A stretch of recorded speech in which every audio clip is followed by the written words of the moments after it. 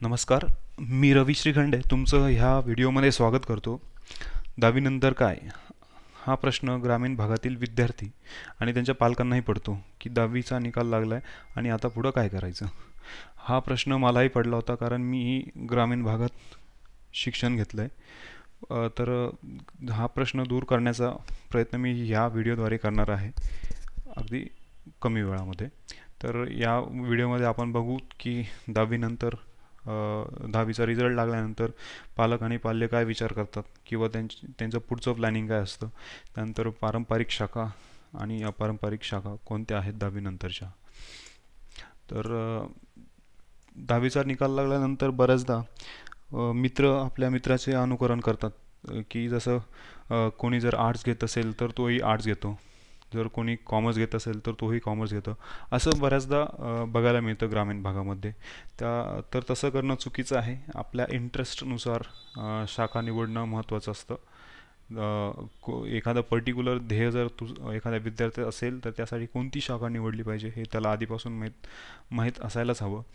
त्याचबरोबर बऱ्याचदा मुलाचे आईवडील आपल्या मुलावर इच्छा लागतात की तुला हे बनायचं आहे, पर्टिक्युलर शाखेसाठीच तुला ॲडमिशन घ्यायला पाहिजे वगैरे.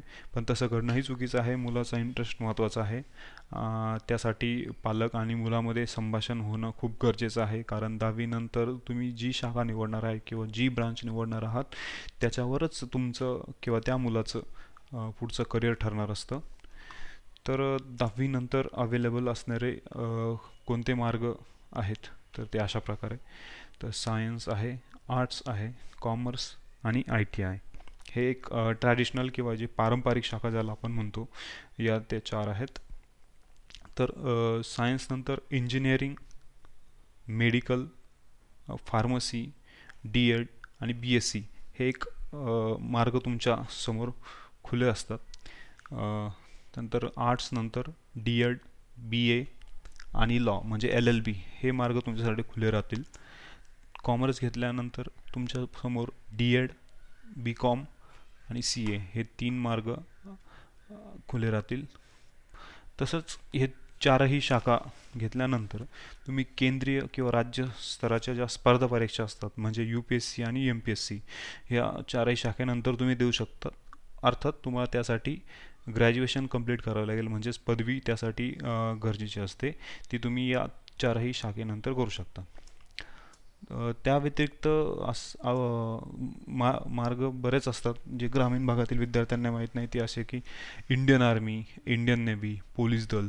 इंडियन आर्मीमध्ये सैनिक भरती असते, नर्सिंग असिस्टंट म्हणून ओपनिंग्स असतात, त्यानंतर टेक्निकल असिस्टंट म्हणूनही जागा असतात, डॉकयार्ड अप्रेंटिसशिप, सैनिक भरती, आर्टिफिशियल अप्रेंटिसेस आणि कॉन्स्टेबल जे पोलीस दलामध्ये हवे असतात.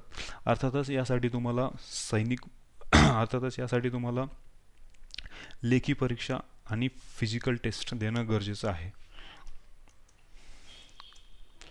त्यानंतर बरेच आजकाल मार्केट एवढं वाढलं आहे की बरेचसे मार्ग तुमच्यासाठी खुले आहेत. जसं की ॲनिमेशन हा आजकाल चित्रपटसृष्टीमध्ये खूप आवश्यक असा घटक आहे. त्यानंतर फोटो एडिटिंग आहे, व्हिडिओ एडिटिंग आहे, ब्युटी केअर हा एक चांगला मार्ग मुलींसाठी आहे.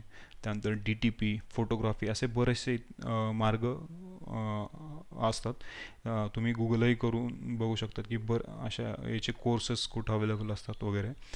क्रीडा क्षेत्रालाही महत्त्व द्यायला पाहिजे. जर एखाद्या विद्यार्थ्याला एखाद्या पर्टिक्युलर खेळाची आवड असेल तर एखादी शाखा निवडल्यानंतर किंवा एखाद्या पर्टिक्युलर ब्रांचला गेल्यानंतर त्यांनी त्याकडेही लक्ष देणं गरजेचं आहे.